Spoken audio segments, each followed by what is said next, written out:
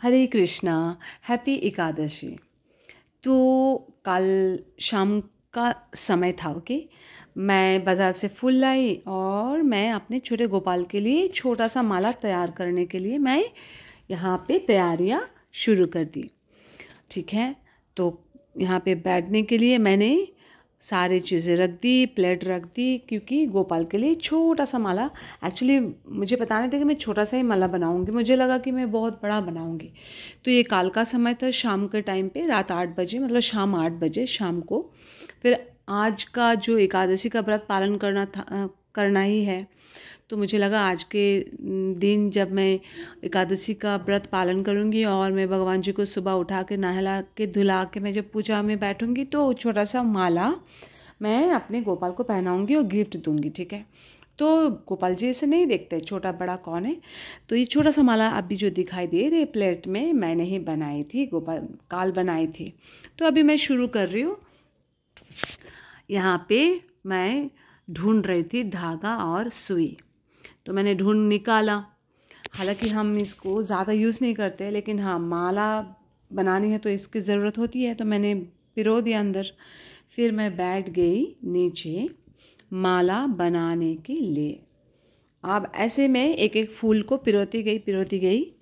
हालांकि छोटा सा श्रम है, लेकिन मेरे लिए बहुत बड़ा ही श्रम था, मुझे ऐसे लग रही थी। जैसे मैं कह रही थी ना, भगवान जी देखते हैं आपके मन की भाव, श्रम चाहे छोटा हो या बड़ा, मेहनत छोटा है चाहे बड़ा। फिर इतनी छोटी सी मेहनत में मैंने इतनी सुंदर ये माला बनाई है गोपाल जी के लिए, तो सोच लीजिए बड़ा सा अगर मेहनत करूँगी तो कितना अच्छा मैं माला बनाऊँगी। तो इसमें से क्या सीख मिल रहा है कि छोटे कोशिश करने से ही अगर हम सबको खुशी मिलती है, सफलता प्राप्त होती है, तो सोच लीजिए बड़ा सा मेहनत करके हम बहुत कुछ कर सकते हैं अपने जीवन में। थकते ज़रूर है पर आगे बढ़ना हमारा काम है, यही जीवन का नियम है। तो मैं जैसे बता रही थी कि अभी 4 महीने मतलब चतुर्मास शुरू हो गई है और हमें भगवान जी के इस चतुर्मास में बहुत सेवा करनी चाहिए। हमें अपने आत्माओं को खुश करने के लिए, उनकी मुक्ति के लिए, उनकी आत्मा के खुद की आत्मा की शुद्धता के लिए इस 4 महीने बहुत ही इम्पोर्टेंट है, बहुत ही महत्वता है इसमें।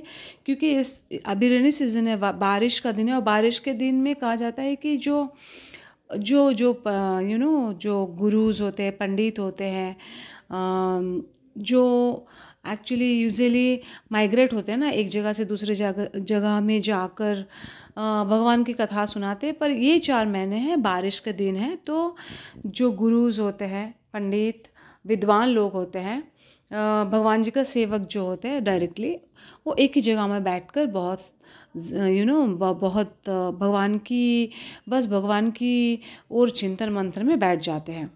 तो यहाँ पे विष्णु जी चले गए क्षीर सागर में अपने लक्ष्मी के साथ। तो इसका अर्थ क्या हुआ कि अभी इस 4 महीने में शिव जी का बहुत बड़ा रोल है। 4 महीने में हमारे विष्णु जी क्षीर सागर में बैठकर आंखें बंद कर चिंतन मंथन करेंगे, सोएंगे नहीं, रेस्ट नहीं करेंगे। अभी यही 4 महीना है उनके लिए, बहुत ही कड़ी मेहनत करेंगे विष्णु जी की। कौन हमारे भक्त कैसे काम किए, और जो भक्त बहुत अच्छे काम किए उनको कैसे फल देनी चाहिए, और कौन से नए रूल्स लागू करनी चाहिए, है ना। क्योंकि जैसे हमारे प्रधानमंत्री जी, माननीय प्रधानमंत्री, फिर राष्ट्रपति, फिर मुख्यमंत्री, सब सोचते हैं ना भारत के, अपने देश के कल्याण के लिए नए नए चिंतन मंथन, रूल्स, नियम को लागू करना होता है। तो इसके लिए पहले तो सोच विचार करना ज़रूरी है। तो हमारे विष्णु जी चले गए यही सोच विचार करने के लिए कि आगे 4 महीने के बाद हमारे कौन सी नई दुनिया होगा, कौन सी नई चीज़ें लागू होने वाले हैं स्पिरिचुअली, मटेरियली। ओके, तो we are talking about here spiritually. तो उन्होंने कहा कि शिव जी तुम हमेशा तो कैलाश पे ही रहते हो, तो आप 4 महीने के लिए आ जाओ, राजा बन जाओ, हम मेरे प्रजा का कल्याण करो। क्योंकि शिव जी और विष्णु जी के बीच में कोई अंतर नहीं होते, दोनों एक ही है। बस जैसे दूध से अगर आपको दही निकालना होता है, और दही से अगर आपको क्या निकालना होता है, घृत मतलब घी निकालना होता है, और फिर घी से हमको घी हम क्या क्या चीज़ें बनाते हैं, और जो दही से भी हम क्या क्या, तो मतलब है कि दही से बहुत सारी चीज़ें बनते हैं, घी बनते हैं, दूध बनते हैं, दही बनते हैं। तो वैसे ही भगवान परमात्मा तो एक ही है, लेकिन अवस्था के अनुसार और जब जब वक्त मिला, जब जब उनको लगा कि धर्म की रक्षा करनी चाहिए, जहाँ जहाँ जिस अवस्था में उनको चाहिए उसी अवस्था में वो प्रकट हो जाते हैं। तो यहाँ पे मैं कह रही थी कि शिव जी आ गए अभी हमारा केयर टेकर बन के, और बी वेरी केयरफुल कि हमारे कर्म बहुत अच्छे होने चाहिए, क्योंकि वहाँ पे विष्णु जी भी अपने अंतरात्मा से हमें देख रहे हैं। ठीक है, तो ये 4 महीने पर्टिकुलरली मेंट फॉर ओनली भक्ति भक्ति भक्ति भक्ति।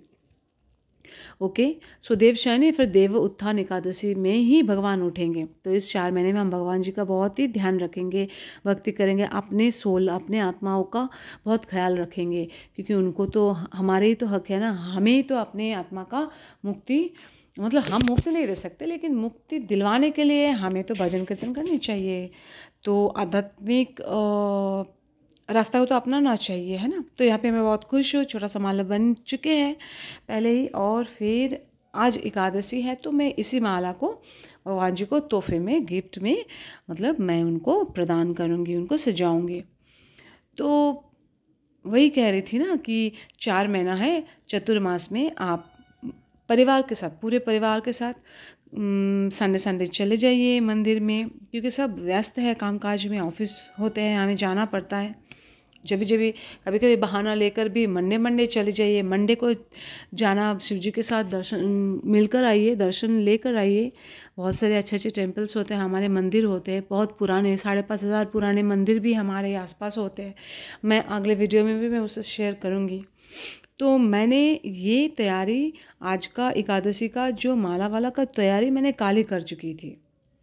तो मैं आराम से बैठी थी और मैं बहुत सारे बातें भी कर रही थी, जो मैं यहाँ पे मैंने नहीं सुना रही हूँ। ठीक है, तो वही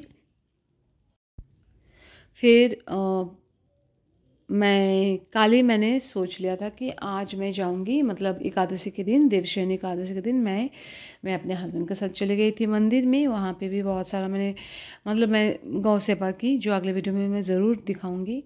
और वहाँ पे भी मैंने भजन कीर्तन और क्लासेस चल रही थी, थोड़ी बहुत मैंने दर्शन की और बैठी कदम गछ के नीचे, कदम पेड़ के नीचे में बैठकर बहुत सारे भगवान जी का मैंने प्रार्थना की, भगवान मेरे लिए, भगवान जी के सामने, मेरे पूरे परिवार के लिए। साथ ही साथ जब भी हम प्रेयर करते हैं, हम जब भी भक्ति करते हैं, भक्ति में पूरे विश्व का जो हम कहते हैं ना कि पूरे विश्व का मंगल करिए, फिर हमारा भी साथ ही साथ मंगल करिए। तो सिर्फ हमें अपने की ही नहीं सोचनी चाहिए। अब जब भी आप प्रेयर करेंगे, प्रेयर का यही रूल्स होते हैं कि सबको हम अपने प्रेयर में लाते हैं, हर एक वो है ना जीव जंतुओं को लाते हैं। नॉट ओनली सिर्फ मेरी माँ बाप, मेरी भाई बहन, मेरी बच्चे, मेरी पति, मेरी पत्नी नहीं, हम जब भी प्रेयर करते हैं तो हमें बोलना ज़रूरी है कि जगत के कल्याण करें, साथ ही साथ हमारा भी कल्याण करें। इसमें भगवान भी बहुत प्रसन्न होते हैं कि हाँ, ये मेरे जो भक्त हैं इनको चिंता है, इनको पता है कि सोशल में, समाज में रहना है तो एक दूसरे के केयर करना ज़रूरी है। हालांकि हम वैसे भी कहाँ करते हैं, है ना, लेकिन प्रेयर में हम जब भक्ति करते हैं और हम जब प्रार्थना करते, प्रार्थना में पूरे विश्व के लिए कल्याण का जो हम प्रार्थना करते हैं उसमें बुराई नहीं है ना, अच्छी बात है ना। तो हम ऐसे हर बार करें, हर वक्त करें। तो यहाँ पे बार बार मैं दिखा रही हूँ कि हाँ, ये सारे जो मालाएं, छोटे छोटे मालाएं मैं बाहर से ही लाई थी, लेकिन वो जो ब्लू एंड वाइट कलर जो मैंने खुद बनाई थी। फिर मैंने आज सुबह जो एकादशी है तो मैंने जल्दी सुबह उठ गई थी और मैंने भगवान जी को मैंने सजा दी, बिठा दी, हल्का फुल्का ही सजाई, मैंने बहुत ज़्यादा सजाई नहीं। छोटे बच्चों को ज़्यादा नहीं सजाना होता है ना। चंदन से मैं सजा दी और फूलों से सजा दी, इत्र से मैंने सजाई। फिर मैंने बहुत ही अच्छी तरह से, सिंपल से तरीके से, मन की भाव ज़्यादा लगाकर मैंने यहाँ पे क्या किया, आरती की। तो आरती का अर्थ क्या है कि बहुत सारा फूल, उसमें से थोड़ा सा फूल उठा ली और थाली में रखकर भगवान जी को अर्पण की। फिर दिया से, घी की दिया से मैंने, फिर कर्पूर से मैंने उनका आरती उतारी। तो यहाँ पे और फिर शंख से, जल से, वस्त्र से, चामर मेरे पास नहीं तो मैंने पंखा से, इस तरह की मैंने भगवान जी का सेवा की। आज एकादशी का भी व्रत हमने पालन की पूरे परिवार के साथ। तो एकादशी का व्रत पालन करना बहुत ज़रूरी है ना। ये अति उत्तम श्रेष्ठ जो उपवास कहा जाता है ना। तो इस एकादशी में हम ज़्यादा से ज़्यादा भगवान के नज़दीक रहते हैं। अगर हम एकादशी का पालन कर रहे हैं ना, एकादशी का, तो हम ऐसे सोचते नहीं हैं, हम ऑटोमेटिकली हमारी आत्मा कहते हैं कि हम भगवान के नज़दीक हैं, बहुत ही नज़दीक से हम भगवान को देखते हैं और जानने की कोशिश करते हैं। तो ये हो गई मेरे घर की पूजा, जहाँ मैंने हर एक छोटे छोटे चीज़ों का उपकरणों से मैंने भगवान जी का यहाँ पे आरती की। तो मैं कह रही थी कि ना, तो जो भी आपके हाथ में, आज तो हम अन्न के कोई दाना नहीं ग्रहण करेंगे ना एकादशी के दिन। तो फल आप खाइए, दूध, पानी, और घर पे जैसे मिठाई बना लेना, आपको खाना है तो मतलब कि हम तो सोचते हैं कि एक दिन ना खाने से कुछ नहीं होता है, फिर भी हम फ्रूट्स और पानी और दूध तो लेते ही है, ठीक है। मैक्सिमम आपको नहीं हो रहे तो साबूदाना, पर साबूदाना भी कभी कभी प्रोहिबिटेड होता ही है, क्योंकि कहते हैं कि उसमें चावल का कुछ पाउडर, पर आपको चुनाव बहुत अच्छी तरह से करना है ना। जहाँ आपको देख के लगे क्रिस्टल क्लियर है, तो वैसे साबूदाना लाइए और आप वहाँ पे घी वगैरह लगाकर, सनफ्लावर ऑयल से भी काम चलेगा, और काला सॉल्ट जो बोलता है ना, वो ब्लैक सॉल्ट से खाइए। बहुत खाने का बहुत नियम है यहाँ पे, इसलिए बेहतर है ना खाए एकादशी के दिन।